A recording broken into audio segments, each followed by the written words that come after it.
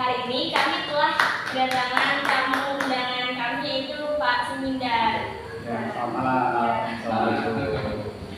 Dan beliau ini merupakan seorang tokoh pendiri SMA Negeri 2 Togwali ya Pak.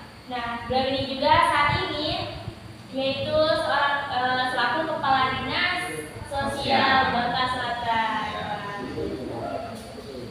Juga malam Pak juga ada Kak Sudio yang selalu menemani podcast kita. Saya sebagai co-hostnya. Ya Pak, Pak apa kabar? Alhamdulillah malam ini sehat, bahagia, luar biasa. Ketemu dengan adik-adik yang smart, semuanya selalu ceria. Dan kita memang harus kreatif ya. Iya. Pak, kalau boleh tahu kesibukan Bapak akhir-akhir ini apa? Sebelum kita menjawab ya, biar kakak atau bapak nih? Kakak ya. Di dunia pramuka. Iya, kakak biar menyapa kawan pandu yang di dunia maya sana yang jauh-jauh. Selamat malam, assalamualaikum seluruh kawan-kawan yang kebetulan menyaksikan podcast pada malam hari ini yang dikomandoi oleh studio Prasmada. Nah, jadi pemuda kreatif pramuka Indonesia luar biasa sekali. Selamat malam, selamat ketemu dengan kita. Kebetulan pada malam hari ini saya diundang khusus diajak bincang-bincang dan disuruh menikmati kue. Terima kasih. Ya. Jadi makasih Kak Dio, makasih Kak Imah yang sudah tidak malu mengundang kami. Ada apa nih ceritanya, gimana nih?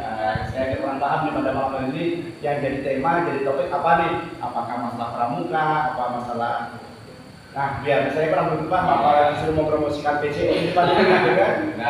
Malam hari ini kita ingin tahu nih tentang sejarah berdirinya SMA 2. Terus nanti kita masuk juga ke tentang pramuka yang di SMA 2 gitu kan. Jadi selama ini kan masih banyak mungkin para alumni SMA 2 yang sekarang sudah masuk ke angkatan mungkin sekitar 18-an. Mereka tidak tahu nih siapa tokoh utama dulu yang mendirikan SMA 2. Jadi pada malam hari ini akan kita buka nih, orangnya sudah ada di sini ya, ya. Jadi sebenarnya agak malu ya menjawab ini. Kesannya kayak ada sombong gitu kan. Tapi tidak apa-apa, kebetulan ini sebenarnya cerita untuk memotivasi kita semua sebagai pemuda-pemuda yang punya keinginan untuk maju ke depan. Bukan berarti cerita ini untuk membanggakan sebuah kisah masa lalu atau untuk meningkatkan rating kita sebagai orang biasa, bukan itu, tapi kita mengambil pelajaran, mengambil ibrah bahwa sebenarnya siapapun bisa menjadi motivator, siapapun bisa menjadi inisiator di dalam melakukan hal-hal yang positif untuk kehidupan ini. Kembali ke cerita SMA di Rias atau dulunya namanya SMA Filial Negeri 1 Togwali Rias. SMA Filial Rias yang notabene sebagai kelas jauhnya SMA Negeri 1 Togwali. Pada saat itu kalau cerita sejarah itu sangat panjang sekali karena sebagai tokoh utama pada saat itu memang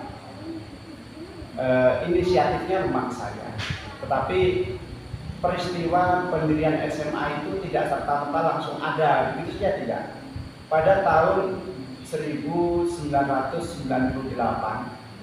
jadi sekian puluh tahun yang lalu ya, gitu ya, itu SMP dan SMA itu yang ada hanya di Togwali. Sementara jarak antara Sungai Busung, SPA, SPB, SPC, Rias secara umum dengan SMP dan SMA di Togwali itu tidak kurang 10 km lebih. Dan pada masa itu adalah masa-masa zulumat, masa-masa gelap. Jadi masa gelap itu di mana masyarakat kita kebanyakan warga pendatang dari luar daerah yang bertransmigrasi.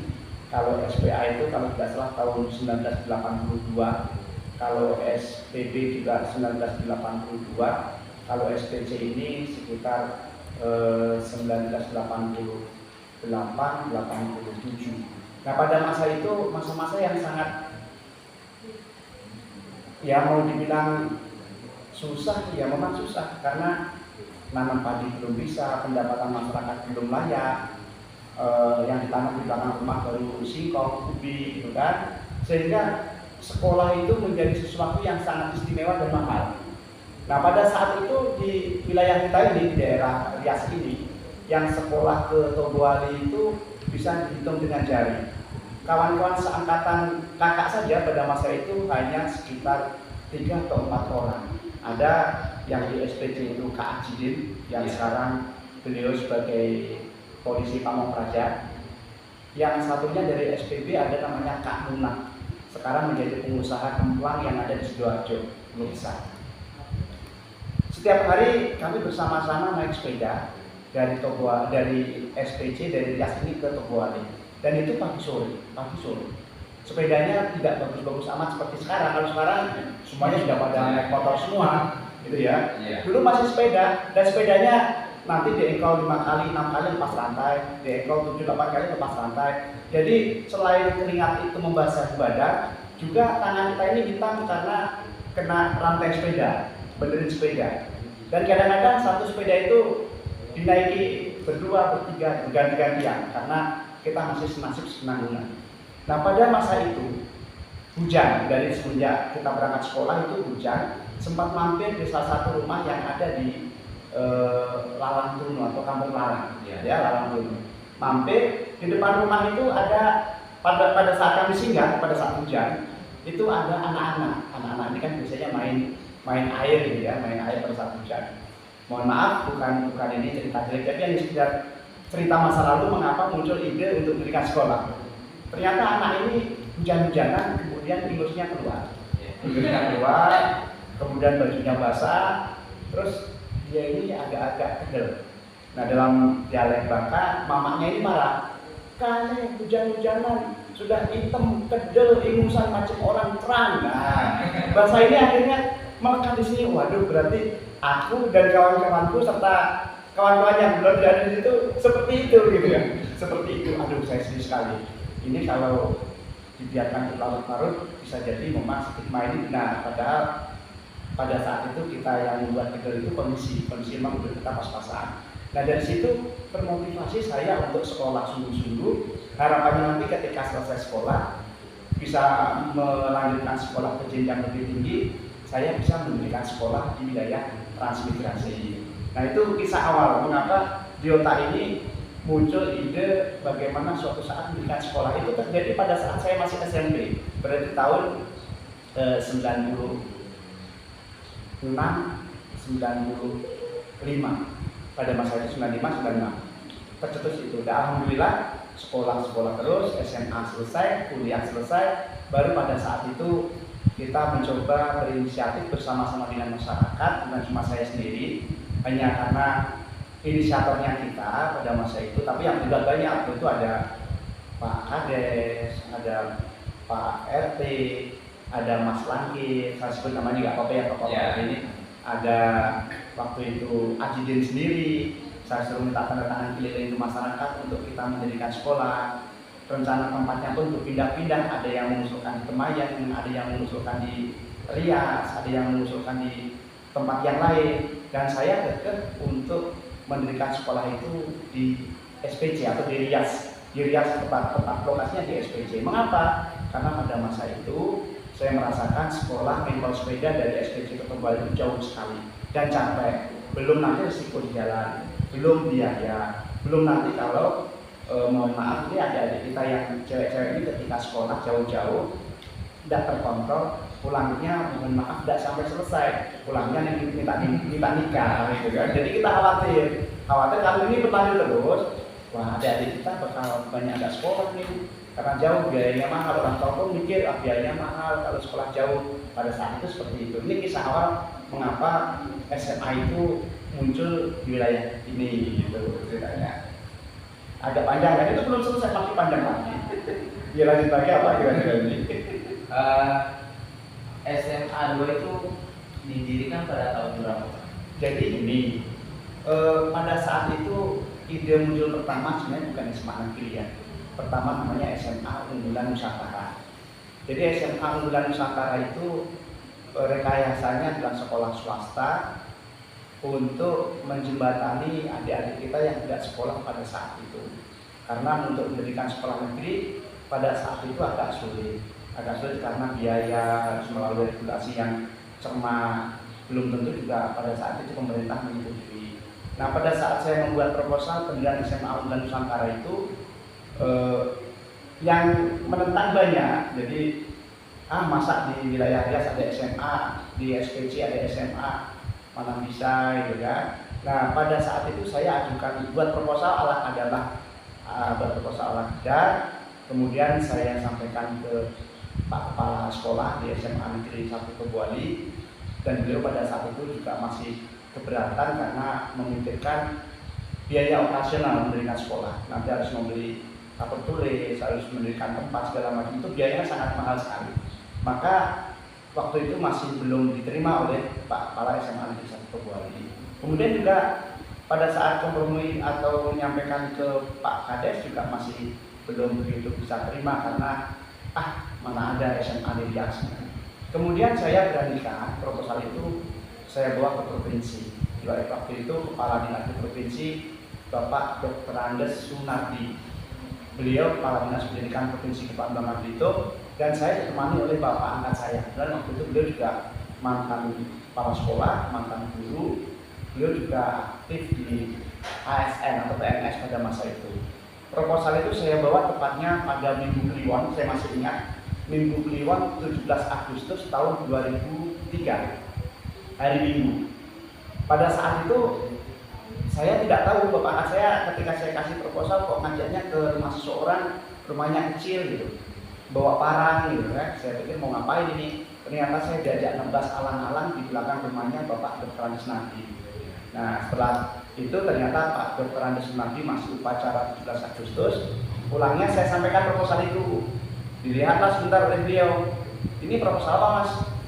Izin Pak, saya mau mendirikan SMA di Rias, namanya SMA Unggulan Nusantara. Udahlah, kamu pikirkan lagi, jangan mendirikan sekolah swasta. Nanti kalau ada pesaing kompetitor sekolah negeri, kamu akan kalah. Jadi sudahlah, kalau mau niat mendirikan sekolah, dirikanlah SMA yang berafiliasi ke negara, sekolah negeri atau filial. Nah, kemudian pada saat itu beliau nanya, rencananya mau dirikan di mana? Mohon maaf Pak, saya rancang. Saya sudah menerima siswa Pak. Loh, gimana kamu belum ada petunjuknya, belum ada persetujuan sudah menerima siswa? Sudah Pak, saya sudah menerima 30 anak Pak. Loh, itu anak dari mana? Dari kolom-kolom TI, dari adik-adik kita yang mau sekolah, yang badannya besar-besar hitam. Semuanya sudah saya masukkan sekolah, dan saat ini numpangnya di SD 25 Rias dan SD 24 Rias, SPB dan SPC. Ya, jadi numpang. Beliau terkejut, wah kok berani banget bener kamu ini. Terus yang membiayai siapa selama ini? Ya karena inisiatif dari kita tanggung jawab Pak. Nah sekarang begini, kalau nanti ternyata tidak disetujui, anak muridmu itu mau kamu apakan? Saya jawab dulu, saya akan berpasrah pada Allah Pak. Karena saya yakin Allah akan menolong hamba-hambanya yang sungguh-sungguh. Ternyata pada saat itu beliau terima proposal itu, dan beliau berjanji besok sekitar 2-3 hari lagi saya akan cek ke lokasi mana lokasi yang kamu siapkan untuk SMA. Nah pada saat itu lokasinya rawa-rawa. Nah sekolah ini kan rawa-rawa pada masa itu. Ini kan di SMA Negeri 2 itu rawa-rawa. Jadi setelah beliau melihat kondisi areanya siap, terus kemudian juga melihat siswanya juga sudah siap, gede-gede, besar-besar, hitam-hitam. Waktu itu ada Henry Unang, ada Agus Susanto, ada Khairudin, saya masih ingat semua karena dia laskar pelanginya SMA Negeri 2 Tobuali, Asabikul Awalunya. Yang pertama kali. Mereka malu-malu sekolah, nggak pakai sepatu. Nanti kami izin 1 bulan. Pak, saya izin Pak nggak sekolah. Berapa kali nak? 1 bulan Pak. Kemana? Ke Tepus. Ngapain kerja Pak? 1 bulan. Mana ada sekolah itu 1 bulan ya? Itu sekolah yang kita awali dengan kesungguhan pada masa itu. Setelah itu ternyata Pak Nardi berbaik hati, kita dibantu dari dana pusat waktu itu 50 juta.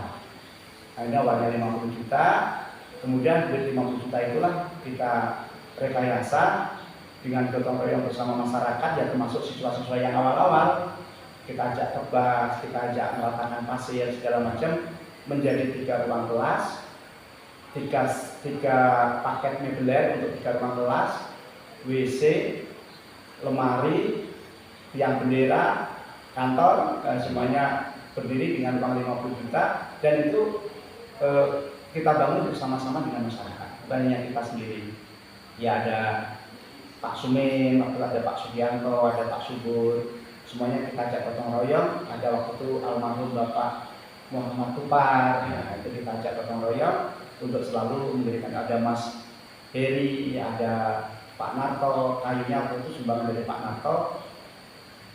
Batunya kita ambil batu gunung di sepanjang jalan Gunung Namak sampai ke Boali. Jadi setiap hari kita naik batu gunung. Jadi batu gunungnya nggak beli, supaya 3 ruang kelas itu berdiri.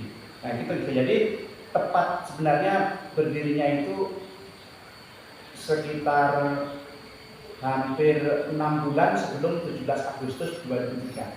Kita sudah terima mahasiswa dulu, tapi belum mendapatkan izin.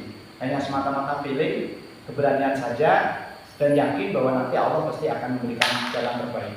Nah, ternyata alhamdulillah tanpa kita sadari sekarang sudah tahun 2023, berarti dengan dari tahun 2003-2023 sudah 20 tahun berdiri, luar biasa sekali.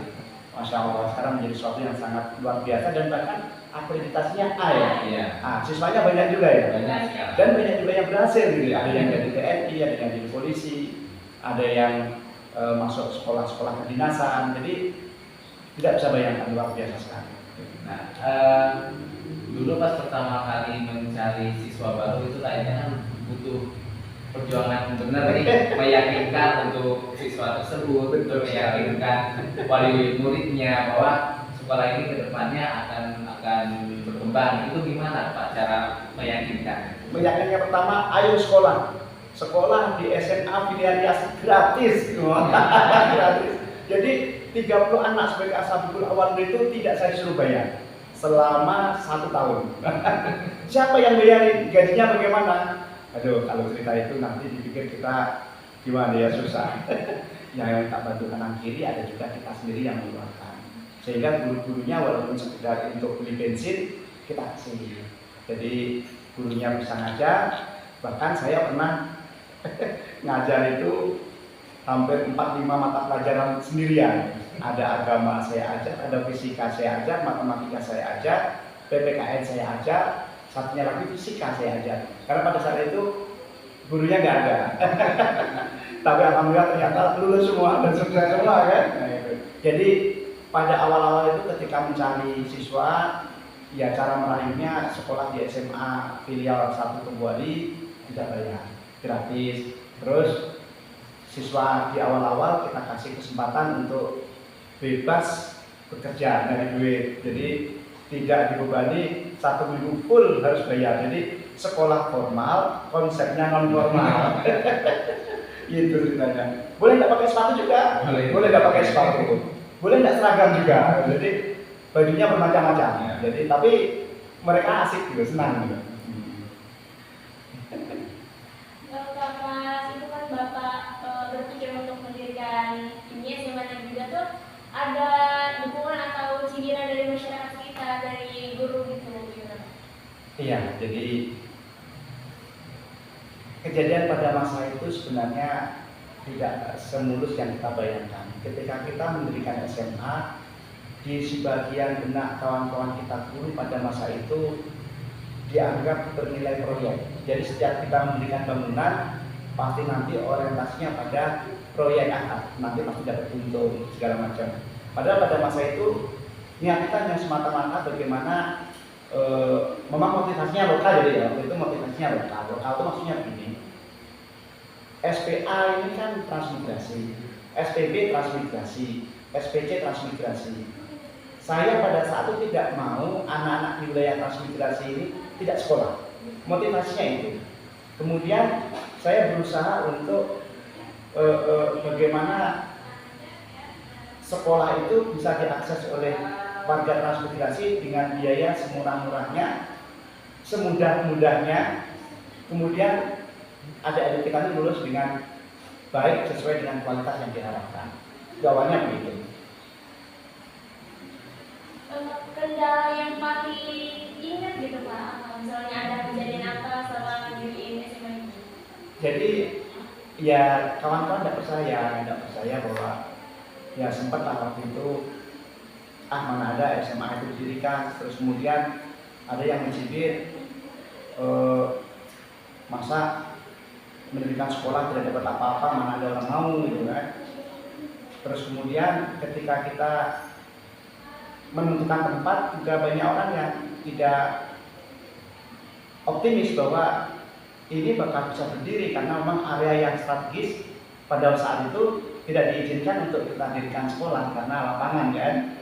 Jadi akhirnya kita carikan tempat yang kurang strategis sebenarnya. Di sini nih SMA 2 ini kurang strategis karena tempat air ngumpul. Jadi airnya itu sedada, selutut, sepinggang. Jadi saya hanya diingatkan sama Pak Nardi waktu itu, kata beliau, benar, di Blitar itu ketika mendirikan sekolah, airnya itu dalam sekali. Tetapi setahun 2 tahun, air itu malu dengan kita. Akhirnya air itu malu, sekolah itu sekarang menjadi sekolah yang bagus dan banyak minat. Jadi aku pun sama, akhirnya pada masa itu juga berpikir, biarlah nanti air pasti minggir sendiri. Sekarang hampir di wilayah SMA 2 Lias ini, yang mengandung air tinggal berapa persen ya, paling tidak semuanya, paling tidak sudah paling tinggal 10%, 15%, paling cuma begitu kan. Tapi selebihnya sudah bagus. Jadi ini kita kan mungkin dulu butuh tenaga pengajar nih. Bagaimana sistem Bapak untuk merekrut guru-guru untuk mengajar sekolah yang baru dibangun, yang belum punya dana? Mungkin ada trik dari Bapak supaya mungkin guru tersebut mau mengajar walaupun mungkin dengan gaji yang kecil atau dengan imbalan yang lain, itu gimana? Pertama, modal kita adalah senasib sepenanggungan. Jadi SMA Rias ini dibangun dari keterbatasan, tetapi dari niat yang tulus bersama-sama. Maka pada saat itu untuk merekrut guru, pertama kali yang saya ambil adalah sahabat-sahabat kita sendiri yang tinggal di wilayah transmigrasi kita. Waktu itu ada Pak Nadime, aduh saya ini ilmunya pas-pasan sekali. Oh enggak apa-apa, kita jangan lihat ilmu pas-pasan tapi ketulusan kita. Ada Pak Hilman, Saiful Rahman, ada Pak Sucipto, ada bahkan waktu itu yang bukan lulusan sarjana, kita ambil dari taman SMA, bahkan dari anak-anak murid itu sendiri yang bisa ngajar, saya suruh ngajar. Jangan mengajar aja kawan-kawan kamu gitu. Sistemnya sistem belajar bersama lah gitu. Nah, terus kemudian untuk gaji bagaimana? Karena tidak mungkin ya orang ngajar tidak digaji gitu kan. Ya. Saya waktu itu, tapi nggak apa cerita ya, ini agak sedikit biar sebagai motivasi aja untuk membagus-baguskan gitu. Jadi misalkan awal bulan saya pada saat itu gadekan kalungnya istri, gadekan kalungnya istri. Nanti sebelum akhir bulan, kan awal bulan kita nggak bayar gaji ya, kalungnya digadekan. Nah pada saat proses menuju akhir bulan, saya mencari donatur. Jadi saya mencari, waktu itu masih ada almarhum Dharma Setiawan. Saya minta untuk donasi lah, walaupun tidak besar per bulan. Ada kawan-kawan lain kita minta donasi. Akhirnya terkumpul, nanti kita kalungnya kita tebus. Nanti bulan berikutnya lagi kita masukkan lagi, terus lagi. Jadi istilahnya jangan sampai bensinnya kawan-kawan tidak terbayar. Tetapi kalau untuk yang kawan-kawan lain yang di wilayah SPC, khususnya wilayah Rias, saya bayar dengan ucapan terima kasih. Ya, jadi masih ada itu semuanya ucapan terima kasih.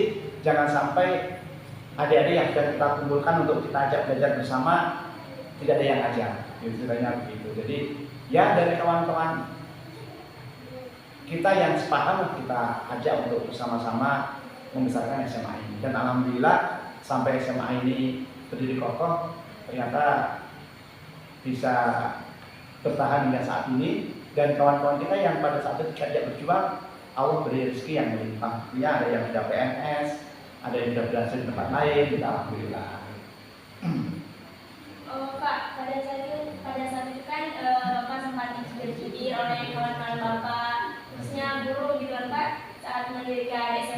ini. Nah, bahkan sempat juga ada omongan gitu, semua orang juga bisa mendirikan SMA. Nah, itu gimana tanggapan Bapak? Iya, ini sebenarnya satu pertanyaan yang menggelitik dan sekaligus kita akan bermain peran. Nah, ini bukan ada telur yang dihidangkan Mas Sudio ya ini ya. Ya. Di komisi lainnya ada telur ini. Nah, telur ini hampir semuanya orang tahu. Nah, saya pengen Mas Sudio bagaimana mendirikan telur ini. Coba Kalau hanya mendirikan sih kayaknya gampang sih. Nah, coba Kalau dulu. kita lihat, Jangan bisa ya. coba ya. Kayak di TV-TV itu biasanya mudah ya. Mudah-mudahan bisa berdiri. Sekali lagi ya. Mudah-mudahan bisa. Wah, nggak bisa. Ya, Coba. berarti sulit sekali ya mendirikan telur. Kamu dari coba dari 5, bisa enggak? Sama seperti Mas Sudio mendirikan. Kalau di Nah, bisa kan? Nah, kenapa bisa? Ini namanya satu teknik kan? Iya. Nah, jadi sama. Pada saat kita mendirikan SMA, orang mengatakan semua orang juga bisa mendirikan SMA. Seperti tadi, semua orang juga. Ternyata setelah kita mencoba, ternyata susah. Nah, ternyata ada satu strategi dengan dipecahkan ini kita bisa berdiri. Waktu itu orang juga bisa ngomong, kalau mendirikan telur dengan cara itu juga bisa, gitu kan? Tapi kenapa Mas juga tidak lakukan? Nah, jadi intinya siapapun bisa mendirikan sekolah, siapapun sanggup mendirikan sekolah. Tetapi mengawali, berinisiatif itu tidak mudah. Tidak semua orang bisa mengawali. Nah, waktu itu juga terjadi pada saya. Ketika pada masa itu orang mengatakan kalau mendirikan sekolah siapapun juga bisa. Asal ada anggarannya, ada persetujuan juga bisa. Gitu. Tetapi yang susah itu adalah mengawali, menemukan ide untuk mendirikan telur. Nah, seperti tadi kan nggak terpikir kenapa harus kita pecahkan, gitu kan? Jadi menemukan ide untuk mendirikan telur itulah yang sebenarnya harus kita jadikan motivasi untuk kita semua bahwa mengawali, menemukan inisiatif itu yang harus dibutuhkan oleh semua orang. Seperti kita ketika punya mimpi dan cita-cita.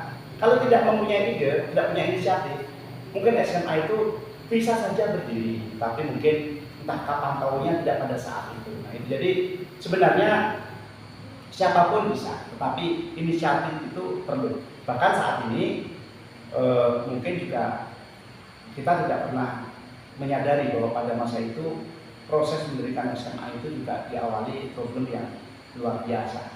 Tahunya sekarang sudah berdiri saja gitu kan. Ya, yang namanya dicibir orang, dikatakan bahwa mendapatkan keuntungan segala macam itu hal biasa. Saya tidak pernah merespon itu. Niat saya cuma bismillah, adik-adikku yang ada di wilayah Riyadh dan Kuala sekitarnya bisa sekolah, bisa punya masa depan lebih baik, walaupun backgroundnya adalah anak-anak transmigrasi. Di awalnya begitu. Dan sekarang alhamdulillah sudah pada tamat SMA, sudah pada sarjana. Ini ex dari SMA Negeri 2 Tobuali. Dari mutasi dari SMA Negeri 1 Tobuali di Riau. Iya. Terus dulu itu kan prosesnya panjang, Bapak yang berjuang dari awal. Nah, ada sebagian masyarakat itu bertanya, mereka berpikir, kenapa setelah menjadi negeri, kok bukan Bapak yang jadi kepala sekolah, bukan Mas Mila kepala orang lain gitu kan? Padahal kan Bapak yang berjuang dari awal itu, kenapa bisa seperti itu, Pak? Jadi gini, sebenarnya cita-cita saya waktu itu adalah bagaimana bisa memunculkan satu keinginan, karena saya sekolahnya di pendidikan, saya pengen memberikan satu warna sesuai dengan keinginan saya untuk membuat sekolah itu, ya anggaplah ide bagaimana sekolah itu menjadi baik ke depan, menjadi berprestasi, menjadi bagus kan. Jadi intinya pada saat mendirikan sekolah, saya pengenlah sedikit mencoba menjadi kepala sekolah gitu. Pada saat ketika sekolah berdiri dan saya tidak menjadi kepala sekolah pada masa itu, saya agak sedikit sedih gitu. Wah, saya mendirikan sekolah, saya nggak bisa jadi kepala sekolah. Saya sempat waktu itu mempertanyakan kepada kepala dinas pendidikan pada masa itu, Bapak Dr. Anies Kiryanto. Ternyata beliau sampaikan, kepangkatan Pak Sumindar ini belum cukup. Nah, jadi harus diutamakan yang kepangkatannya cukup. Nah, saya terima waktu itu, ya oke lah kalau gitu. Ternyata pada saat yang bersamaan ada juga yang golongannya sama dengan saya bisa jadi kepala sekolah. Nah, dan saya agak belum demikian. Kenapa? Ya? Apa karena waktu itu saya berpikir agak namanya juga anak orang kecewa itu kan pikirnya primordial. Apa karena saya bukan asli atau gimana gitu kan? Ternyata jawaban itu tidak, bukan itu. Tapi pada masa itu saya sempat agak kurang puas dengan jawaban yang diberikan oleh pimpinan pada saat itu.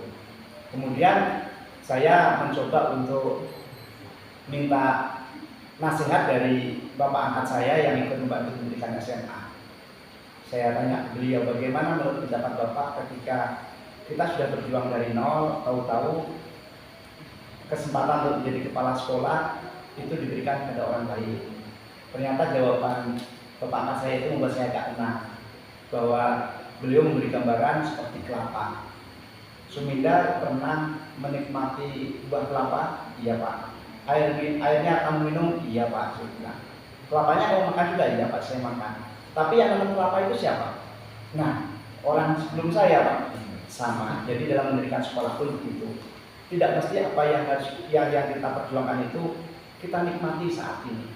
Sama dengan kelapa. Tapi yang penting apa yang sudah kita lakukan diupayakan bisa bermanfaat untuk orang banyak, dinikmati orang banyak. Pahalanya seperti kelapa yang dinikmati oleh Sumindar. Nah, dari setelah akhirnya berpikir benar juga ya kata bapak saya. Jadi saya mencoba untuk menerima dan mungkin juga kehendak Allah itu. Bahkan pada masa itu Mas Bio, Mbak Iman, masyarakat sempat mau demo. Sempat mau demo, ada siap yang mau bawa mobil lah ke dinas pendidikan. Saya bilang, oh nggak ada hubungannya. Saya bilang apa harus demo-demo, enggak. Saya nggak seperti itu. Jadi sekolah ini biar sampai kapanpun dikelola oleh siapapun pasti akan bagus, karena memang posisinya di Togwali waktu itu SMA hanya ada satu, SMA Negeri 1 Togwali. Kemudian yang negerinya yang kedua adalah SMA Negeri 2 Togwali, tempatnya dari Yasmin. Jadi lambat laun pasti akan bagus. Maka pada saat itu saya diberi jam mengajar 0. Di SMA Negeri 2 juga 0 jam mengajar saya, di SMA Negeri 1 juga 0 jam mengajar saya. Ternyata ketika saya lapor ke dinas pendidikan, saya tidak disuruh kembali ke sekolah, saya disuruh menjadi staf di dinas pendidikan. Sayalah yang mengetik SK Kepala Sekolah SMA Negeri 2 Togwali. Pada saat itu agak adalah air mata mengalir, tapi semuanya menjadi satu kebaikan dan saya ikhlas. Dan ternyata memang saat ini SMA Negeri 2 menjadi lebih baik pada kepala sekolah yang sudah lebih dulu memajukan SMA Negeri ini. Dan bagus sekali. Saya juga sudah melupakan itu dan sekarang tinggal baiknya saja. Saya enggak, cuma waktu itu prosesnya saja membuat kita agak sedikit sedih gitu ya, karena masyarakat kan bertanya-tanya, loh kenapa kamu yang dirikan kok kamu malah nggak jadi kepala sekolahnya? Masyarakat kita kan nggak gitu ya, masyarakat awam ini. Apa ada rekayasa segala macam? Ya, saya bilang enggak. Jadi biar ini semua sudah menjadi yang terbaik untuk masyarakat, yang terbaik untuk SMA Negeri 2 Togwali. Dan nasib saya gimana pada saat itu ya, saya dinas pendidikan membantu administrasi dinas pendidikan, dan akhirnya juga alhamdulillah sampai sekarang ini masih oke, masih tidak masalah gitu. Jadi harapan kedepannya Bapak untuk SMA Negeri 2 ini selalu berproses dan selalu menjadi SMA yang menjadi idaman masyarakat, idaman generasi muda untuk masuk ke sini. Jadi lebih baik lah intinya, menjadi lebih baik, menjadi lebih sungguh-sungguh lagi, menjadi unggulan di Bangka Selatan, sehingga produk yang dihasilkan dari proses pendidikan di SMA Negeri 2 ini bisa menjadi anak-anak yang berbudi pekerti luhur, akhlaknya bagus, prestasinya bisa dibanggakan. Itu yang harapan kita untuk SMA Negeri 2 Togwali. Kayaknya kita perlu istirahat dulu Pak ya. Kita ada break sebentar sambil ya nanti menikmati hidangan yang habis disediakan. Habis itu nanti kita lanjutkan lagi.